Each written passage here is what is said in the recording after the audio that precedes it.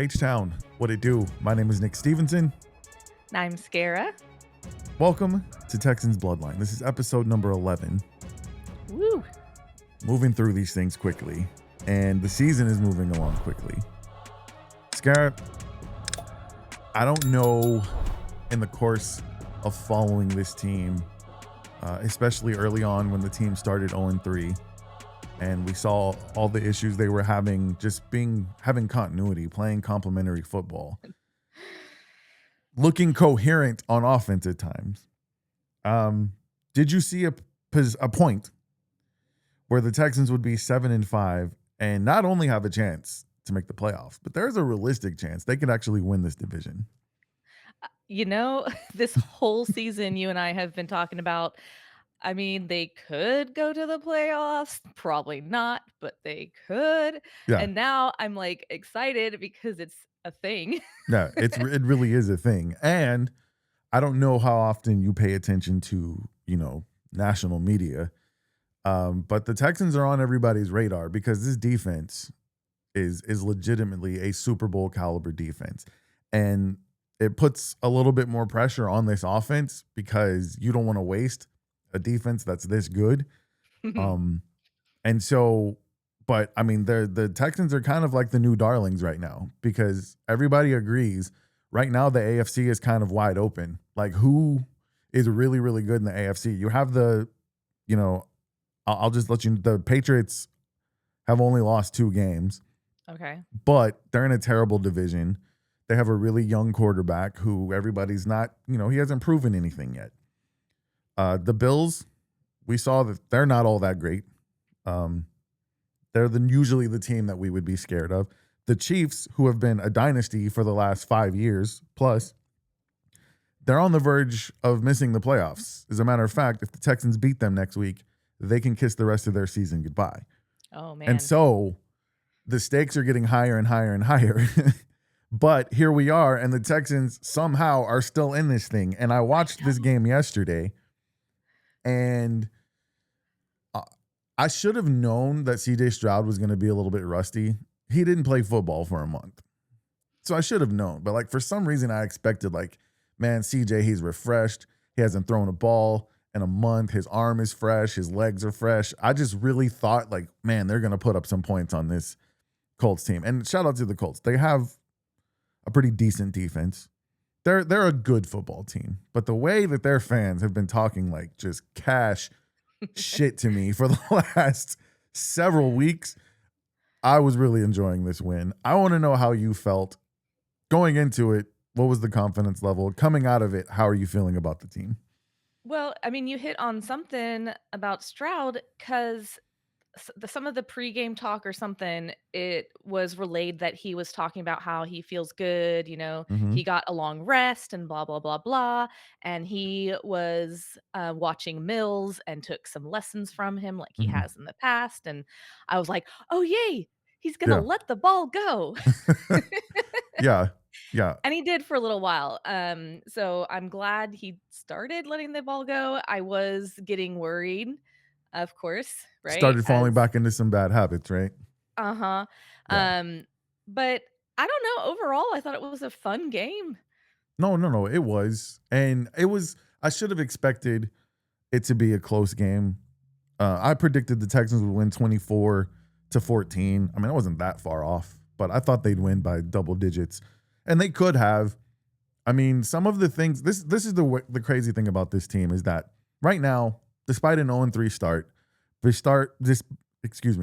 besides the fact that they've rotated their offensive line more times than I can count, the fact that the offensive play calling at times has not been great.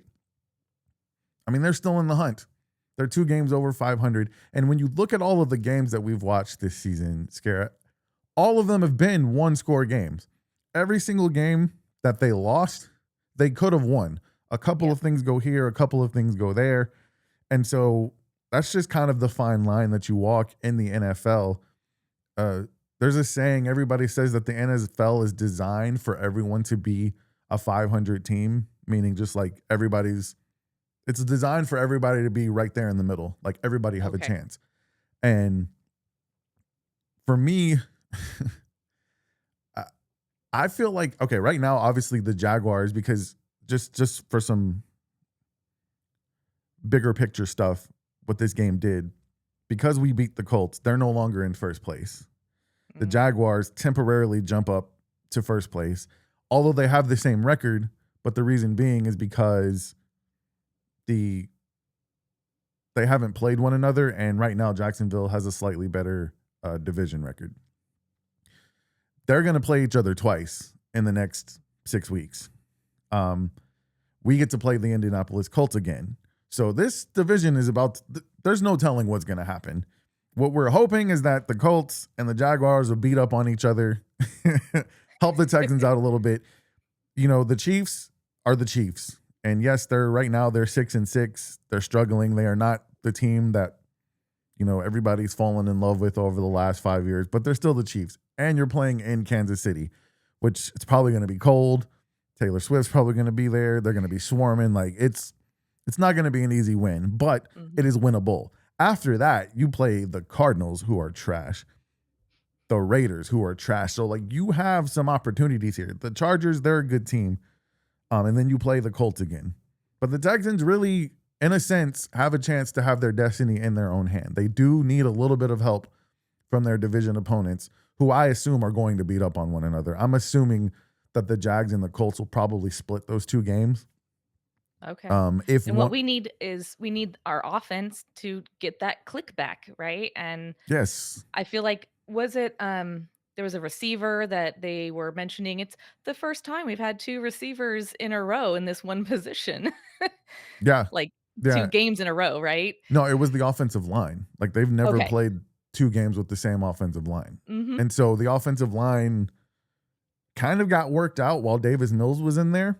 Mm. And I don't know if you noticed this in the game, but there was several procedural penalties. What they were, like, confused what they were even doing at one point. 100%. Like I think they got illegal formation like 4 times in Can you one explain drive. why that might even happen? That seems, like, basic. You're Um, playing football. to me, I know that I don't like to be. I hold players accountable, yes, but for me, like that's also kind of a coaching thing on the offensive Mm, coordinator, like because we practice these formations, we practice. Everybody should know where to line up, and the thing is, like I said, CJ Stroud's been out for a month, although he did, fully participate in practice all week. And I believe he was a limited participant the week prior. mm. I think there was just a lot of miscommunication, and I'm not excusing it. I don't think it should have been the case. Like Well, it's you're pretty okay, I'm basic. sorry. You should know where to You're line up in a you're in the NFL. There should be no like, how much are these 100%. people being paid? There should Yeah. be no I, miscommunication. I would say, hey, oh, we messed up on this one play. That's one thing. But for Oh, 4 yeah. different times, and then honestly, back-to-back plays, they got called for the illegal formation. The very next play, they still didn't know where to line up and had to call a timeout. And So wasn't there, like, an extra person on the field, I think? I think, okay, in that particular play, no, but I remember them not having enough men on the field, but it was a defensive play. And like somebody Okay. ran on the field at the last minute and like the ball was already hiked and he was Oh completely my out of god. position. So, yeah. And here's the thing, despite all that, they beat the number 1 team in the AFC South, the team that had the number 1 offense in the league thus far. And this is what you're going to find out as you continue to torture yourself with this stuff is that what happens at the beginning of a season, it matters, but I mean, it doesn't necessarily tell the whole story of what's going to be happening at the end. When this season's began, there were so many new teams at the top: the Colts, the Patriots, and some of the traditionally really good teams that are usually at the top, like the Ravens, like the Chiefs, and the Texans were kind of struggling. And what I'm seeing is it's kind of starting to balance itself out.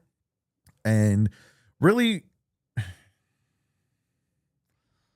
I agree with the national pundits. If this Texans defense gets into the playoffs, I don't care who they're playing, they have a chance because of that defense. But the offense is going to have to get themselves together. And I felt like they were starting to. Like we saw it in the 49ers game, right? And Mhm. then the Broncos game when CJ Stroud got hurt, he was doing okay before he got hurt. And so Yeah. there's It some was starting time. to click. Yeah, there's some time to get it right, but I'm just glad to be talking about not Winning next year. again. Yes. They're winning And again. okay, so my brain went fuzzy. Okay. Oh, it's okay.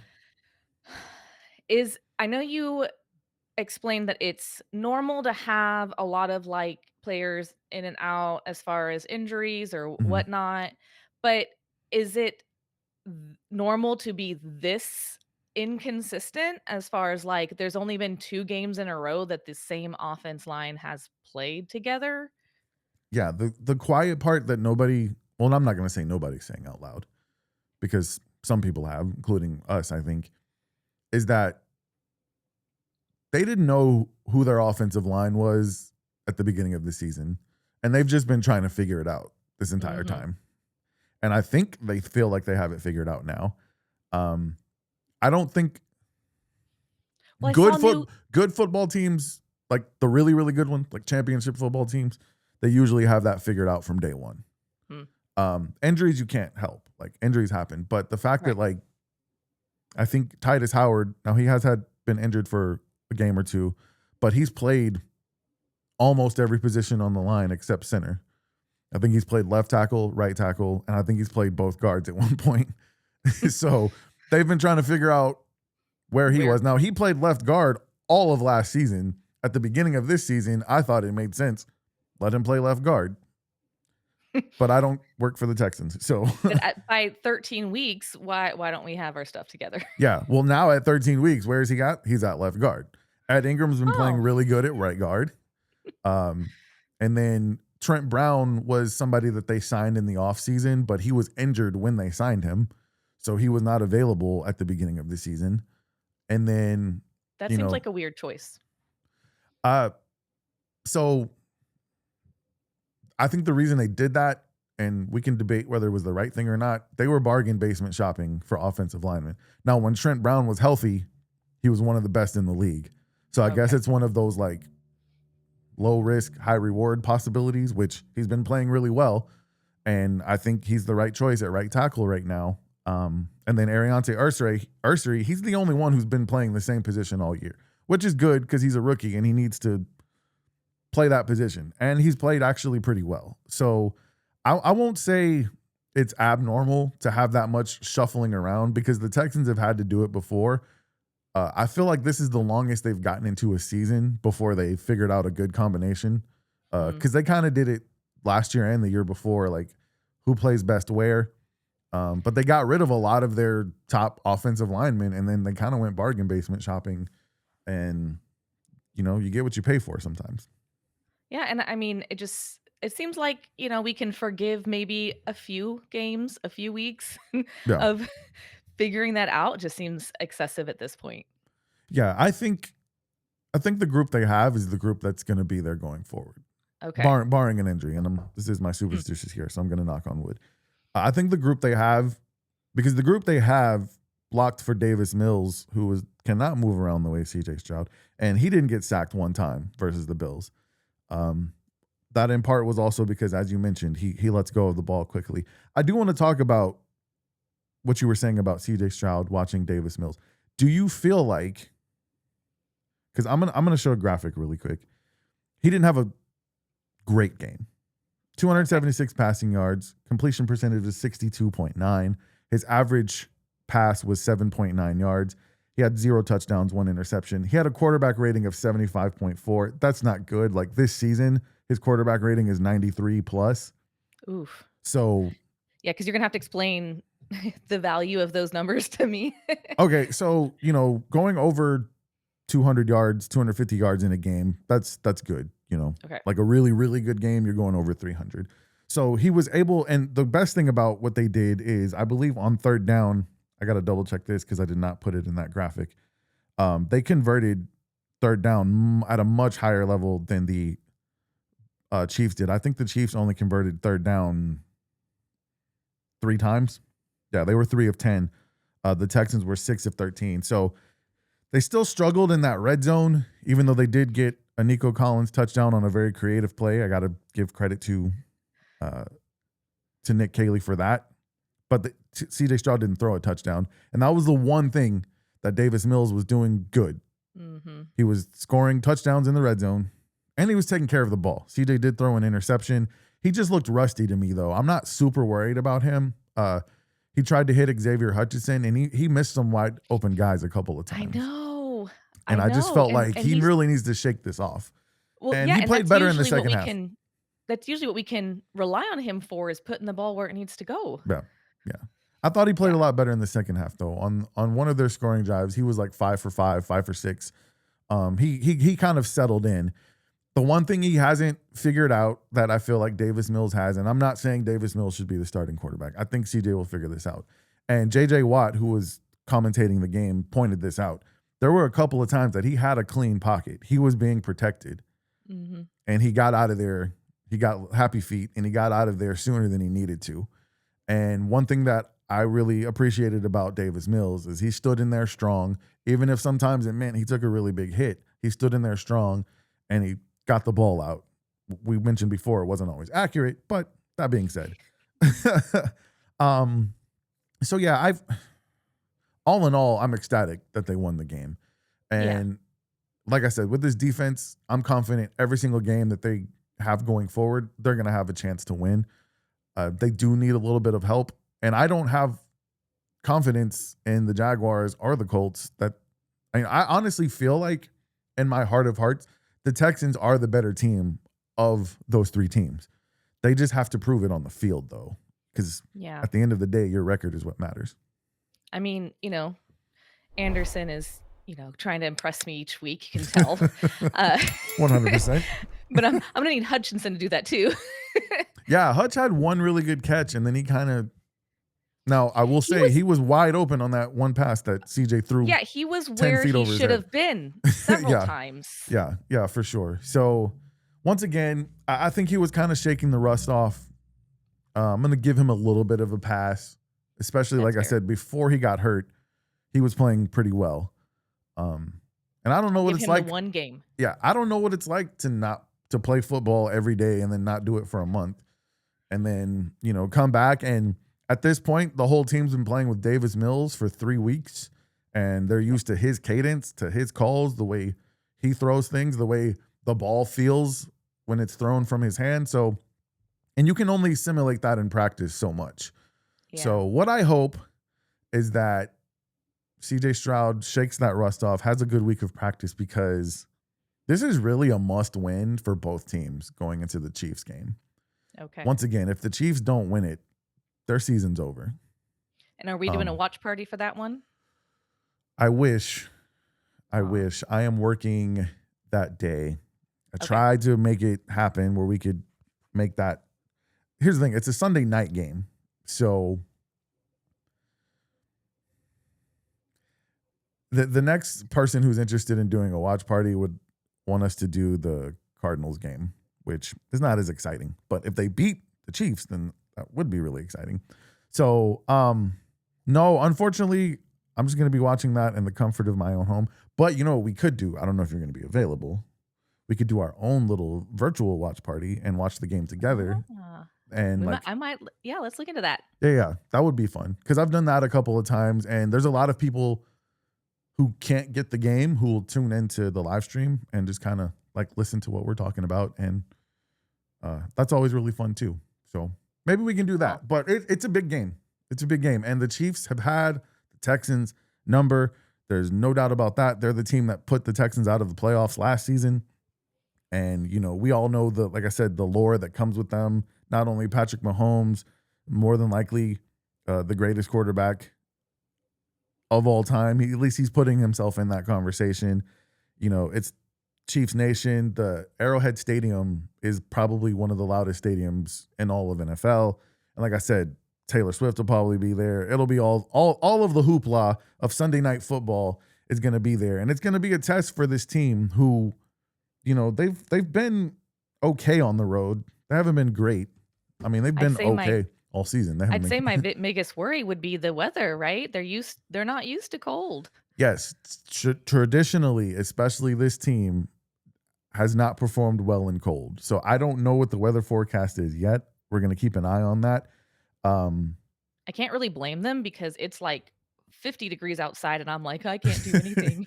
So they played the Chiefs in the playoffs last year, and it was cold for that game. It wasn't as cold as sometimes, like we're talking like snow. It wasn't one I of know those games. It was cold, and they played fairly well. Now the year before, they played Baltimore, and it wasn't snowing, but it was like it looked like it was gonna rain. It was like that overcast cold, and like you can see everybody's breath. Like you could tell it it's was even cold. worse. Yeah, they did not play well in that because they're used to playing in Texas. They practice in the heat. They play indoors. Yeah. So it's one of those things that's really hard to simulate. But the Texans can afford. Okay, the Texans can mathematically afford to lose to the Chiefs, but in all reality, like if they really want to take control of their own destiny, they need to win this game. And the Okay. Chiefs are going to be playing desperate because once again, for them, if they lose, it's pretty much over. Got it. So Okay. it's going to be really, really fun. We will have to talk about doing some type of watch party. Yeah. Well, I have one question, like technical question. Yeah, sure. Go for it. Okay. So I think in the third quarter, Stroud was like stuck with where to go, what to do, and he's got people coming in on him, and he just like threw the ball on the ground Yeah. purposefully. Yeah, he threw it at the feet of his tight end, if I'm not mistaken. But why? Well, because number one, if you don't throw it to anyone, and you're not outside of the pocket, I think we've discussed that before, the intentional grounding. So you have to throw it to someone, and rather than risking throwing it somewhere where nobody's open and getting an interception, you kind of just Got like it. live to play another day. It's kind of the same thing as throwing the ball away whenever you're outside of the pocket.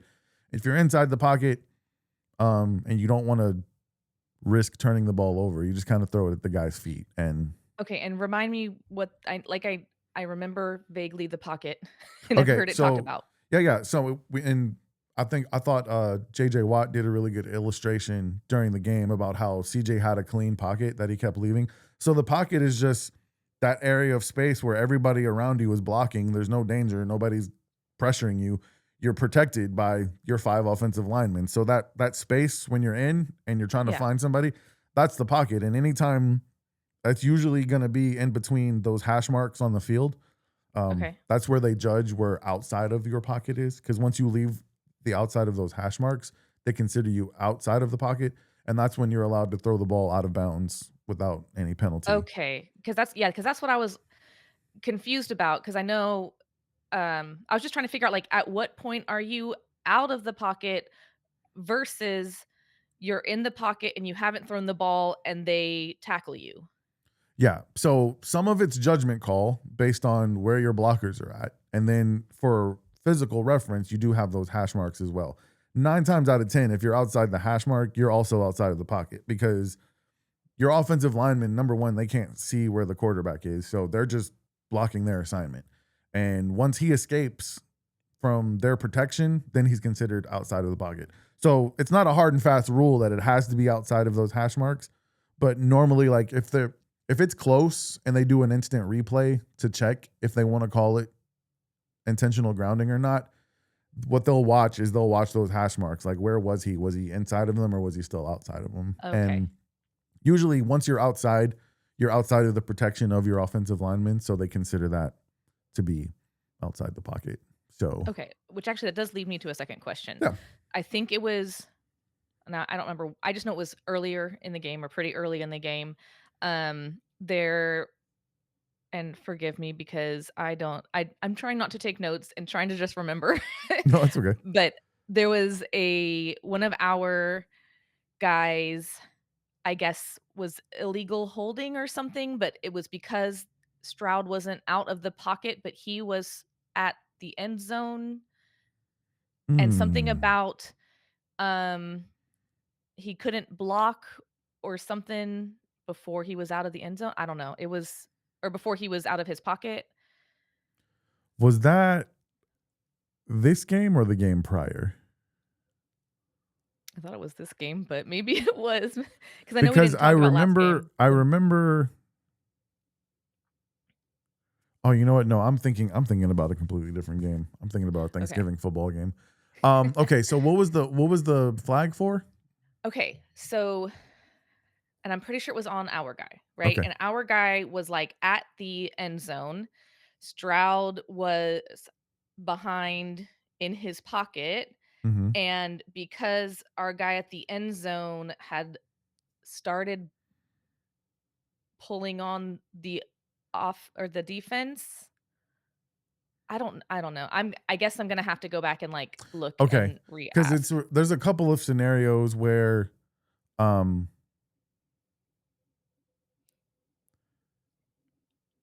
It was definitely okay. The if your guy wording that they if he's in the pocket, he's not running, he's not scrambling.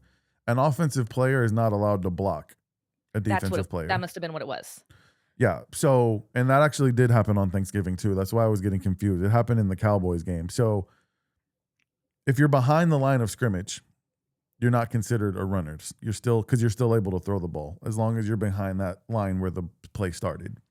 So, an offensive player can't start blocking until you cross that line. So, if they do start blocking, then that's how you get what's called an offensive holding Okay. penalty. Yeah, and I guess yes, it was that. And my Okay. question stems from because they were talking about, well, I don't blame him basically because it had been long enough that Stroud should have been out of the pocket and you can't really see what's happening well enough, I guess, based on where they were.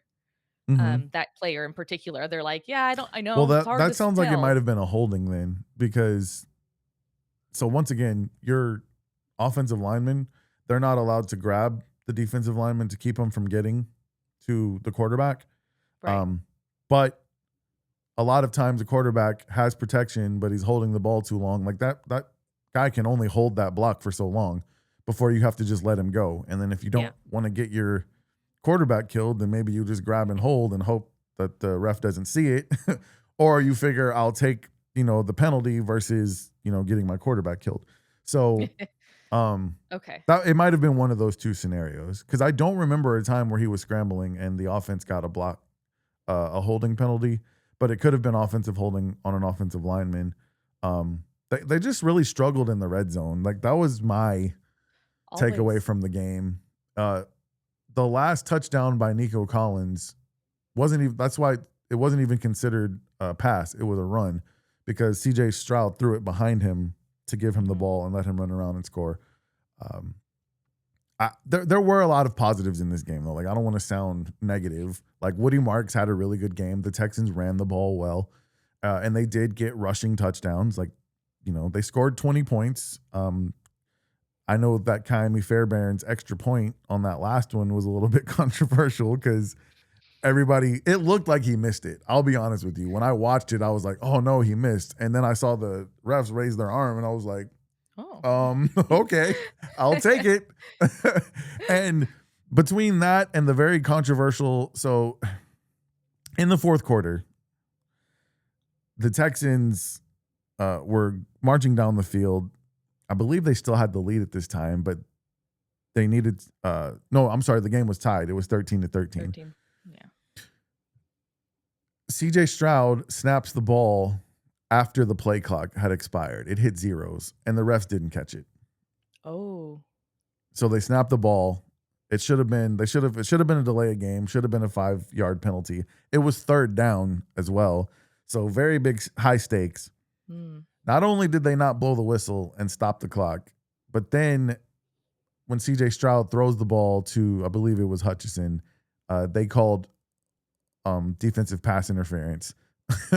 And they called that on the Colts, but they didn't call the delay of game. And the Colts fans were not happy. And they've pretty much blamed that sequence right there on why they lost the game. Like they basically all of the internet spaces have been saying that the refs cheated for the Texans. And I'm like, okay. There's bad calls in every game. There was bad calls against the Texans. If I was a Colts fan, that sequence would upset me. However, I will say the Indianapolis Colts, who are supposedly the number one offense in the entire league, they had the ball with 3-4 minutes to go in the fourth quarter with a chance to go down the field and take the lead.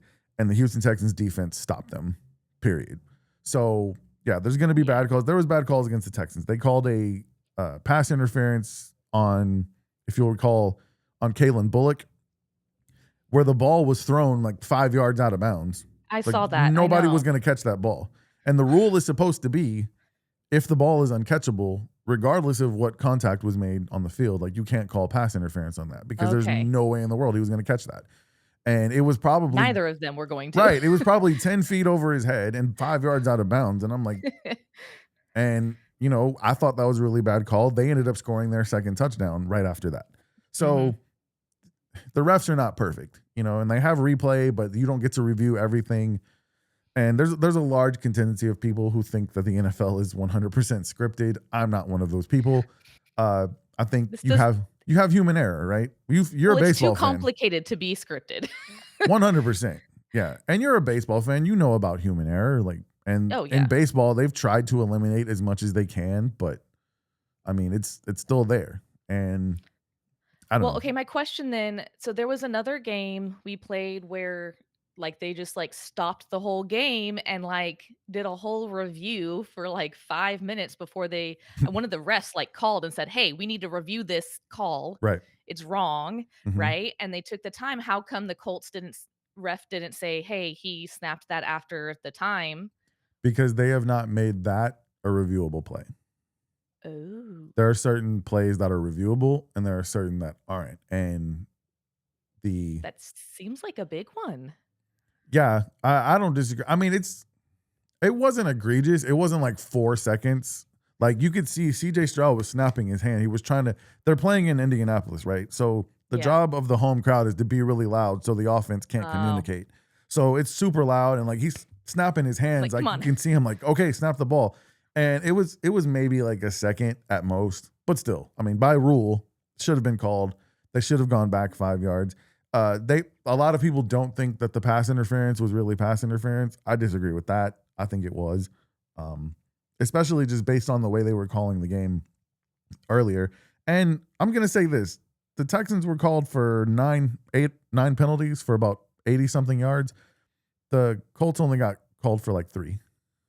It was like 35 yards. So I'm not gonna sit here and pretend that the Texans won this game because the refs were on their side. That's crazy. There were some bad calls on both sides. It happens in this league. But at the end of the day, the number one offense in the NFL that had been averaging 30 plus points a game, you only allowed them to score 16. And I thought they got 6 of those off of a really bad call from one of the refs.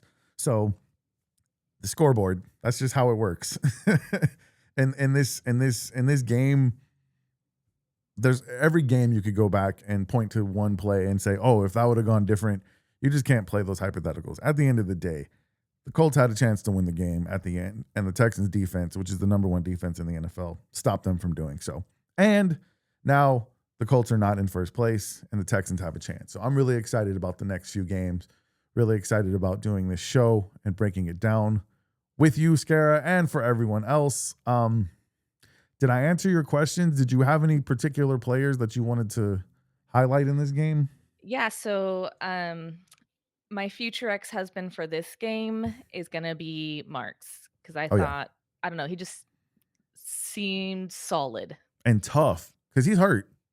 You can tell, like Oh, he came out of the game a couple of times and he was limping, but he just kept going back in. Like every time he came out, I was like, oh no, now we don't have Marks. And he just kept coming back.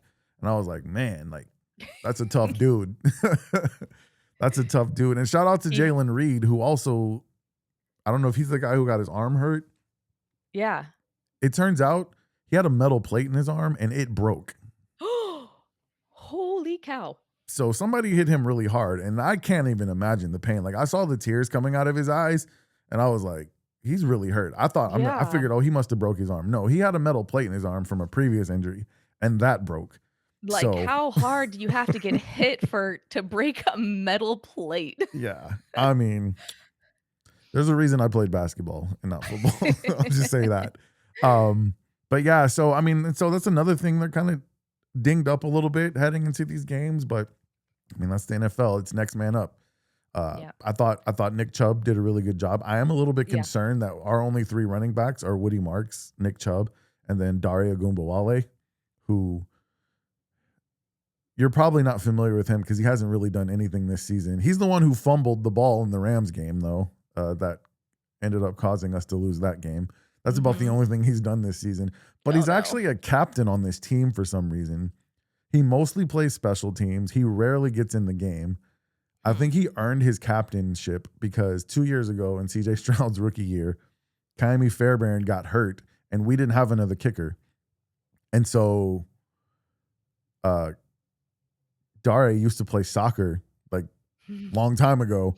So they made him the field goal kicker, and he actually made a field goal in that game that they ended up beating that was against the Bucks, the Tampa Bay Bucks. So that's like the last good thing he did for this team, but it was 2 years ago, and like he's been living off of that for I want that type of job security because he really hasn't done anything else since then. But yeah, I have concerns though, so I don't know if they're because they let go of Dameon Pierce. So I don't know if they're going to bring somebody up from the practice squad. But that's the running back position. Every time you touch the ball, lots of big, strong men are coming to tackle you. So it's one of those ones like you want to have plenty just in case somebody gets hurt. But no, I'll give Woody Marks a game ball for sure. Only thing that like he played so well, he just didn't score a touchdown. But yeah, but I mean, you gotta. I don't know. I don't think that's. Of course, we want touchdowns, right? But that's not the only way you can contribute. No, he's a big part of the reason we kept converting third downs too, because he was running the ball well and getting out in space. I like him.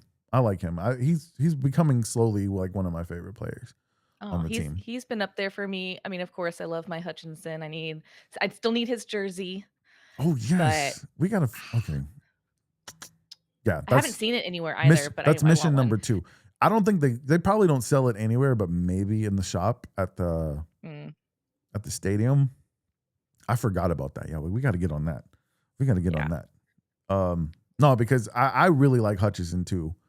I know you love the underdogs, and honestly, man, some of those underdogs have been the bright spots of this team. Like, as you know, I don't want to take a poop on CJ Stroud, but like we know he has better in him than what he's shown us. Even Nico Collins, I mean, he had a great game. He almost had 100 yards, but like I know there's another level of Nico. I really wish, man, if I'm gonna like send you some highlights of CJ and Nico in CJ's rookie season. I'm talking like 75-yard bombs, like on the regular, just like I could see that because yes, I could see that happening. Yes, I don't want to live in the past. To actually see it. Yeah, I don't want to live in the past. Exactly. I want you to actually see it this season, and it's still a possibility. Like there's a lot of season left, and the Texans, they're in this thing, man. And I mean, they've won 4 in a row. That's hard to do in the NFL, and I think I'm excited. I think moving forward, feasibly, they might be able to afford to lose 2 more games and still get in the playoffs. Yes, but it's going to depend on what the other teams do. Like if they lose 2 more, they're going to need some help. If they're able to run the table or only lose 1, like if they run the table, they're getting in. They'll either be a wild card or have won the division. But run the table.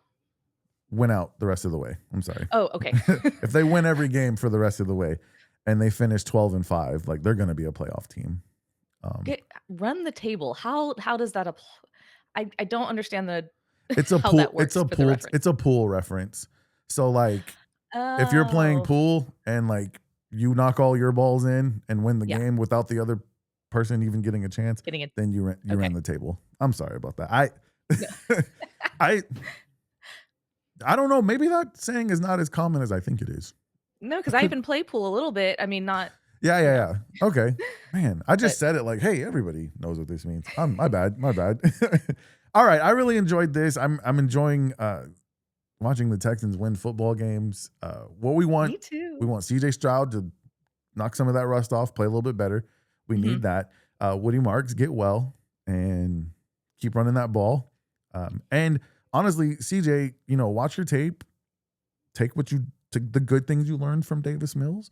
We don't want to see Davis again because that means you're hurt. But like, let's Let's go Let do go this of thing. the ball. Yes, let's get in the playoffs. Yes, please stop taking sacks. Like, if your first season as a Texans fan will be a playoff season, I'm gonna be so happy. Me So too. happy. Oh man. But anyways, Because I'm a thank you guys. Texans fan now. Absolutely. You're still at 7? I say 8. I this game was fun, and I was looking like, I was sad we didn't get to record last week because I was so excited about the game. I know. We're back. Listen, we're getting there though. We got the Texans Bloodline. You know, we did our episode today. You got Bad Teacher Tales back out there. Yes. You're on your TikTok. You're doing your thing on Instagram. I'm super excited about that. You guys go follow Scara at Scara K on Facebook and at Bad Teacher Tales on Instagram. I'm gonna adjust that because no, I don't think I'm gonna be doing Instagram. I think it's just gonna be TikTok and YouTube. Please subscribe. It's Yes, really please subscribe. fun. It is a Give great it a show. try. Yes. Tell them a little bit about the show while we're doing this. It is, you know what? It is growing and is becoming more, but it mostly is I collect teacher stories from other educators anonymously, and I tell them, and we talk about, you know, the all the craziness that is public education, and we'll also just have some general conversations, and I'm going to start having some guest hosts in education, so I'm really excited Awesome. about that, but yeah, it's really moving. I'm really proud of you, Scara. You were killing it when you were doing just audio. Now you got the video incorporated. We get to see your guys' beautiful faces as you do the show. So I'm really excited about that. So you guys, please go follow on YouTube, on TikTok at Bad Teacher Tales. And you can find me at Houston Sports State of the Union if you're watching on the YouTube channel. Obviously, you already know where to find me. So please hit that subscribe button. If you have not, I will leave a link tree in the description where you can find all of my socials as well. I'm looking forward to. Yes. I'm going to add that, look, just subscribe because it's free for you. Mm-hmm. And I know content creators say it all the time, but it really does help us. So, No, 100%. I thought they were just playing a line, but it's true. Yeah, we're trying to get that money. I mean, So yeah, we really appreciate everybody who's watched the show thus far. Getting it out more consistently is going to be important for us so that we stay in the algorithm. So we're working on that as well. So we will definitely make a plan if we do not live stream the Chiefs game, which I hope we do. But if we don't, we'll definitely make a plan to get that content out as soon as possible. Scara, thank you again. Appreciate you bearing with me through all the technical difficulties and my brain slippages. I'm gonna go take a nap before I go to work. But in the meantime, we're gonna see you guys next week. We love you. Stay 10 toes down for the H.